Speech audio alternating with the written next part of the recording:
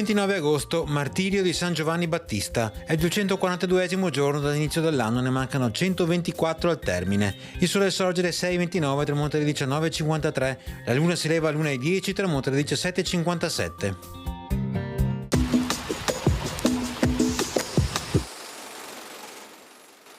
Con decreto del Senato Veneto si nominano i primi 3 riformatori dello studio di Padova: Giorgio Pisani, Marino Zorzi, Antonio Giustinian. Quest'alta magistratura, che dovrà sovrintendere all'Università Patavina, può essere considerata il primo ministero della pubblica istruzione sorto in Europa.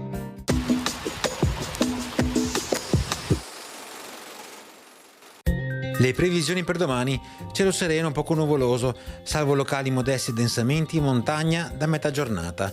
Precipitazioni assenti, salvo al più occasionali piovaschi in montagna nelle ore pomeridiane. Temperature minime un po' in aumento. Riguardo alle massime, contenute variazioni di carattere locale con prevalenza di diminuzioni in quota e aumenti sulle zone centro-meridionali.